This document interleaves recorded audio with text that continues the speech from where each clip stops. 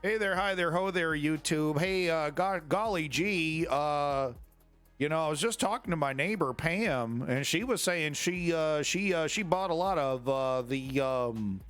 what do they call it? It was a cum coin, some kind of semen related Bitcoin, and well, long story short, she put the house on it, and she put out a mortgage, and she bought a lot of this cum coin. And well, long story short, she needs a place to stay. YouTube, can she stay at your house? If you're watching this video, I have a homeless woman who has a lot of useless cryptocurrency she would like to exchange to sleep on your couch. Hit me up if you can. Thank you. Moving on to money news. You might have noticed you can't send NFTs on Coinbase Wallet iOS anymore. This is because Apple blocked our last app release until we disabled the feature. Spend it on bespoke items. You know what they say. The expensive, once you cry once, you buy the cheap. No, I agree with that mentality. Men don't cry. I don't cry, though. I'm a manly man. Men don't cry. Exactly. So Davey's talking about, we were talking about earlier, Davey was saying he has too much money. So I was like, hey, perfect solution to your money is buy the most worthless item in my merch store. But he refuses. But I agree with this mentality. I agree as well. I prefer to buy the best thing. If the best thing is going to last me for the rest of my life, then instead of buying the same thing over and over and over again, I'll buy that thing once. I've done that with a few things in my life. I like to do that. It's like, great, I never have to worry about this again. I always thought, like, how cool would it be to, like, have a literal lifetime supply of, like, ketchup or, like, milk? You know what I mean? Just, like, literally, it's like you never have to worry about buying this shit ever again. You're done. Pretty cool idea. So anyway, long story short, Coinbase Wallet is going to be off iOS because Apple is now trying to set it up so that every purchase. So the way it works is when you buy coins. Let's just go close up on this one. So the way it works is on these apps. If you don't know what's going on, you can buy and sell coins on an exchange using this app. When you buy coins, there's a computer that has to facilitate the calculation, and there's a fee on that calculation to make that transfer happen. They call it a gas fee because it's basically the amount of energy it takes to handle that transaction, that computation. Gas fees vary depending on the cryptocurrency, but they're a common thing. So what Apple is trying to say is that every time you purchase a cryptocurrency, on top of the gas fee, you're also going to have to pay a 30% app fee, right? Because they, the way that Apple works is that they want to take a cut of every microtransaction on your app, right? So if you have a developer that has a 99-cent DLC or a loot box on their mobile app, Apple gets 30% of that transaction. They get 30% of that 99 cents for every little microtransaction. So they're trying to say that, we also want that 30% on every transaction. The equivalent of this would be like Apple going to like a hedge fund and saying, we want 30% on every one of these, trades that you make. It's completely antithetical to the whole idea of a free market, and it's just Apple being greedy and price gouging. So that's kind of what's happening right now. So this Coinbase Wallet app, which I've never heard of, I've never used. I use crypto.com, and I actually just recently put all of my crypto on a ledger. It was actually a lot of fun and really super easy. I can't believe how easy it was. Like super, super fucking easy. I got this cool app on my computer called Ledger. If I ever want to buy more coin, but basically, I just got to put this in a safe place. The device is actually not in this box. I actually have it in a safe spot already, but it's really cool how the whole thing works, and it's totally secure. Like there's no way you got to put a gun to my head to get my password. Basically that's the only way.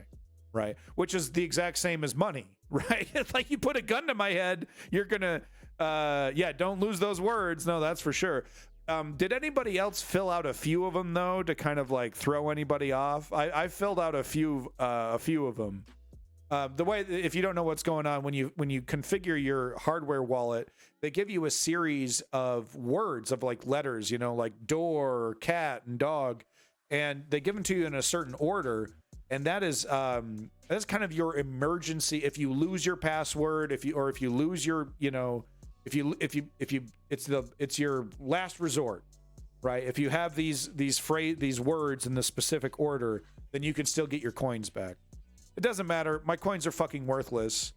So it doesn't fucking matter. But at least I don't know what's happening with these apps, dude. Crypto.com is all like bragging right now on social media. Crypto.com on Twitter is like, they're like doing massive ad buys during the World Series and bragging about how they're super stable. And so far they do seem to be stable. They were being criticized for having a lot of shitty coins on their marketplace, but the way that they have it set up is that, well, we only hold what our users hold. So if our users buy a lot of Doge or they buy a lot of Cumcoin, that's what we have. And so I think it was it wasn't Dogecoin, it was this other shitty coin that was kind of based off Doge. Could you imagine buying a variant of Doge? Jesus Christ. But yeah, so anyway, Apple's greedy. Shiba coin. Yeah, Shiba something. Shib coin.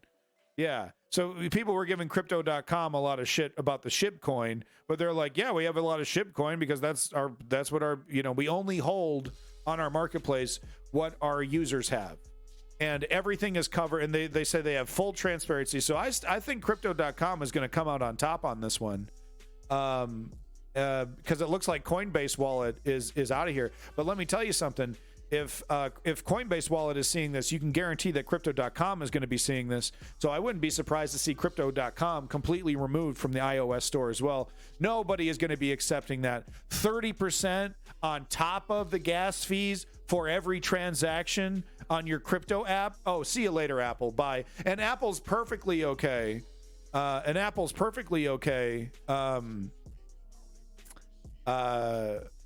Saying bye-bye to business. They have no problem. You remember they kicked out Fortnite. Could have made an absolute, you know, mint. Could have made hundreds of millions of dollars, because I think Epic wanted to reduce it to like 20% instead of 30%, something like that. And they're like, nope, you get the fuck out of here. So they'll happily say no to hundreds of millions of dollars, you know, so that they can have their standards. Davey, I gotta say, bud, you know, crypto.com's a complete scam. I guarantee it. I gotta say, your crypto predictions have been pretty bad. I don't mean to shit on you, bud. But you haven't exactly been swinging, you know, 400 here, batting 100, or however they say it. They keep getting found to be dodgy.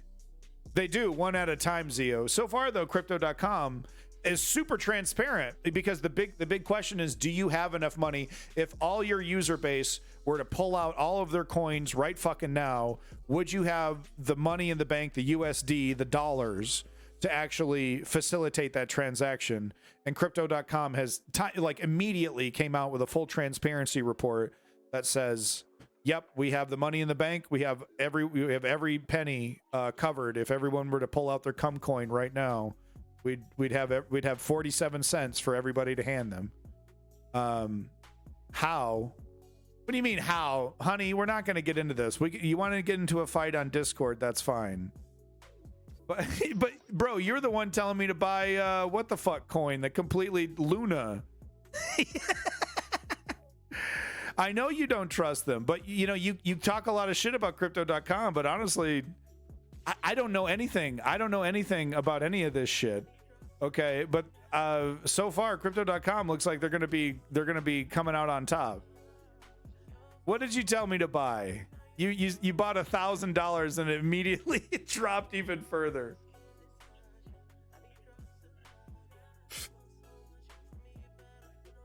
Batting 1,000, that's the term. Davey, I'm sorry. Go Sox. I'm so sorry. You must be fucking shaking your head right now. Batting 1,000. Am I recording right now? Oh my god. Okay, let's finish up our crypto news. I bought 1,000 as a gamble. Didn't say to. Oh, okay. Hey, all right. Hey, crypto.com shit. They're all shit. They're all scams. It's all I bought it specific. I didn't buy this as an investment. I wanted to pump and fucking dump. And now I'm stuck buying this fucking bullshit. I don't know what the fuck. I got a bunch of money tied up into something I want to get rid of immediately. So I don't know anything about this. So I'm not really going to defend it one way or another. But I just think it's funny that you're shitting on crypto.com, and they're literally the only ones that have so far been able to have been completely unscathed, dude.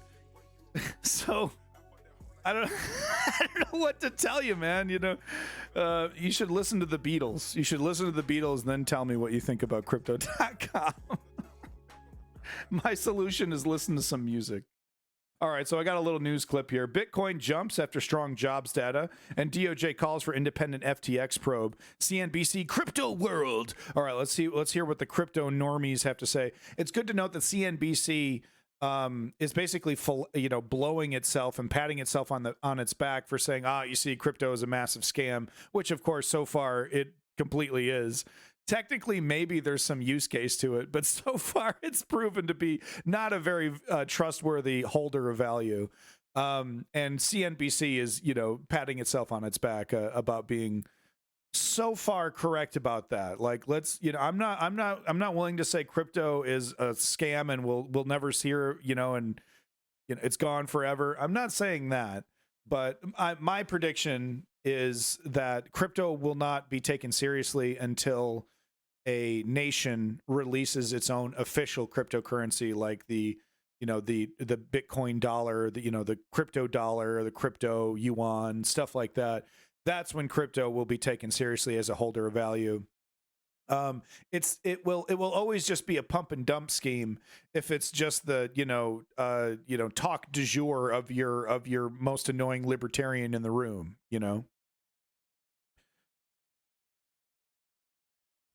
Okay, there we go. Today, Bitcoin inches higher even as the U.S. job market remains red hot. The U.S. Justice Department looks to launch an independent investigation into FTX's bankruptcy. And attorney Charlie Gerstein explains whether FTX customers will ever see their money again.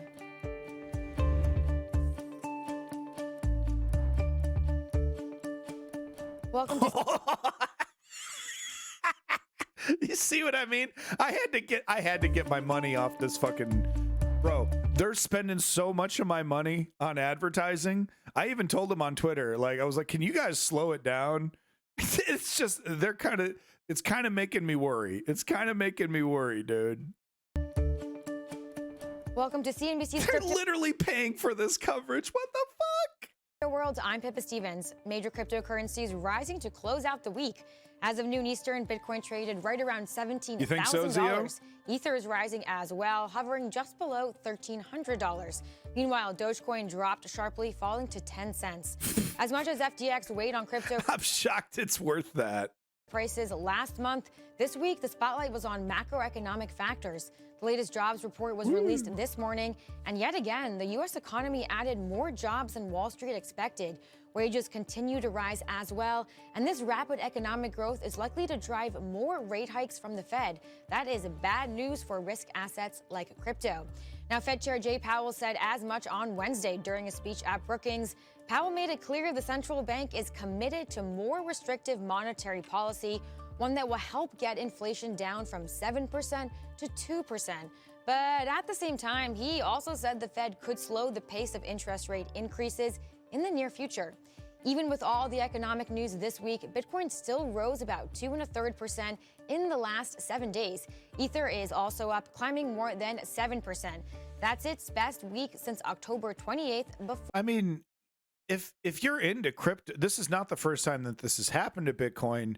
And if you're really into it, this is kind of why you're really into it, is this extreme volatility. Because with these incredibly, big dips, they could be considered incredibly big discounts, right? This is kind of not the first time, but we'll see. What is new here is unlike the first kind of big, devaluation of crypto.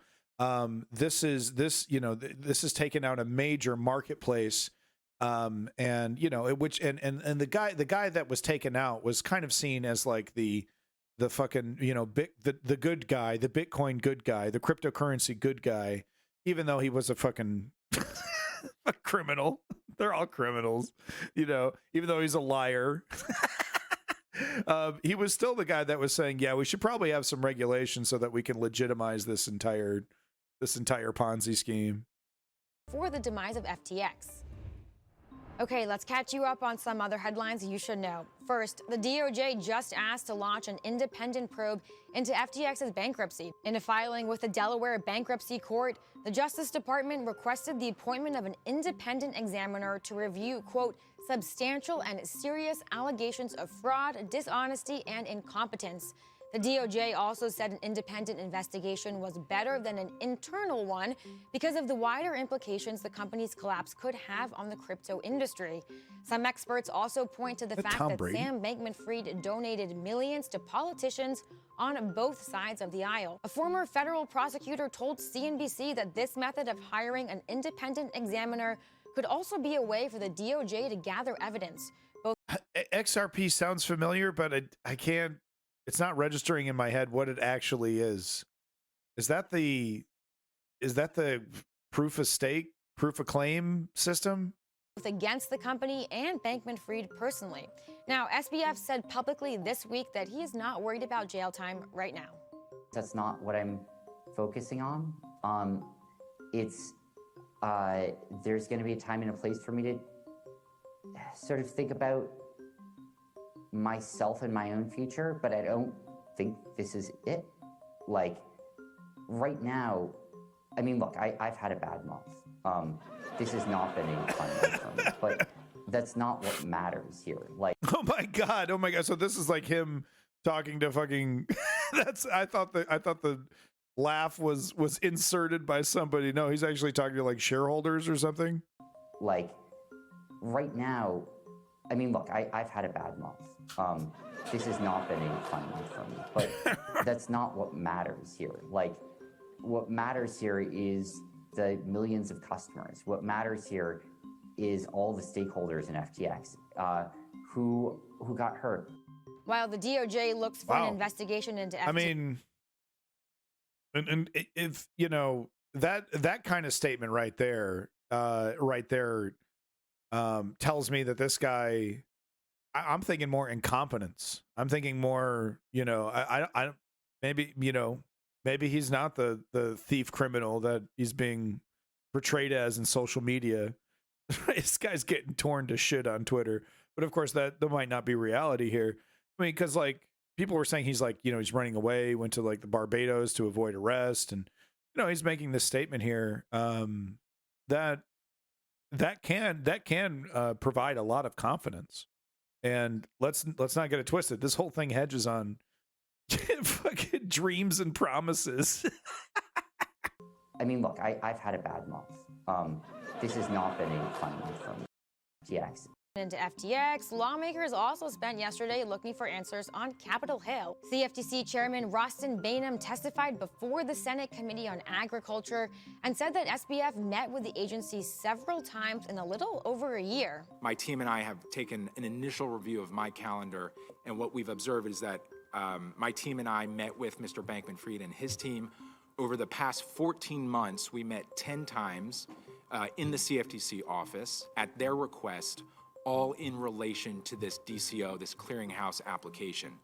9 out of the 10 times we were in Washington, 1 was at a widely held conference in Florida earlier this year. The meetings centered around LedgerX, a company FTX bought back in 2021, which is regulated by the CFTC. Behnam told the committee that FTX had a dogged desire to amend the clearinghouse license for LedgerX in order to allow the company to settle crypto derivatives without an intermediary. That change hadn't been approved by the time FTX filed for bankruptcy, and as of now, LedgerX hasn't itself sought bankruptcy protection. The LedgerX relationship was essentially walled off from other affiliates and other entities in the FTX family.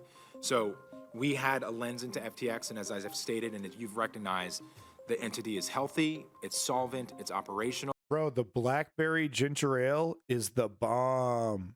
and we know where customer money is.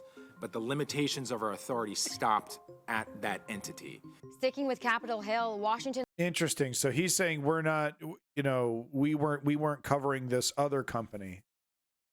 It's healthy, it's solvent, it's operational, and we know where customer money is. But the limitations of our authority stopped at that entity. Sticking with Capitol Hill, Washington lawmakers are keeping their crypto holdings despite the FTX crash. At least 9 lawmakers in both chambers traded crypto assets in the past 12 months, according to Capital Trades. One such lawmaker, Alabama Senator Tommy Tuberville, was on the Agricultural Committee that spoke to the CFTC yesterday. Only one of those lawmakers sold their holdings in the wake of FTX's implosion. Representative Marie Newman, a Democrat from Illinois who lost her bid for re-election in the midterms. An ethics attorney from the campaign legal center tells CNBC that lawmakers who hold crypto could have a conflict of interest as they try to write laws to rein in the industry, saying, quote, "This is another example of how even well-intentioned lawmakers can't escape the perception of corruption when they own individual stocks or crypto." Well-intentioned, my fucking left testicle.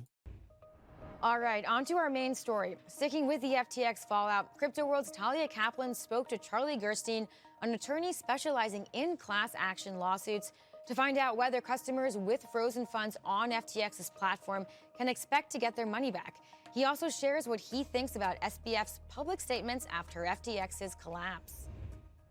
It's important to note that you do not represent anyone who filed a lawsuit against FTX, but your firm specializes in class action cases involving decentralized finance and other crypto legal issues. So for some general legal perspective, bankruptcy filings. How does an operation like this? Is this her fucking laptop mic? Is she in a fucking closet? Man, this is CNBC. Crypto.com paid for this, man. I paid for this. In my gas fees. In my transfer fees. This is terrible. I don't want to hear this. Anyway, if you want the whole fucking story, here you go. YouTube, I'm sorry. If you want the whole fucking story, I'll put the link in the goddamn description. So there you go, YouTube. There's your update. I don't know. Everything's still fucked. Thank you. Like and subscribe. Bye.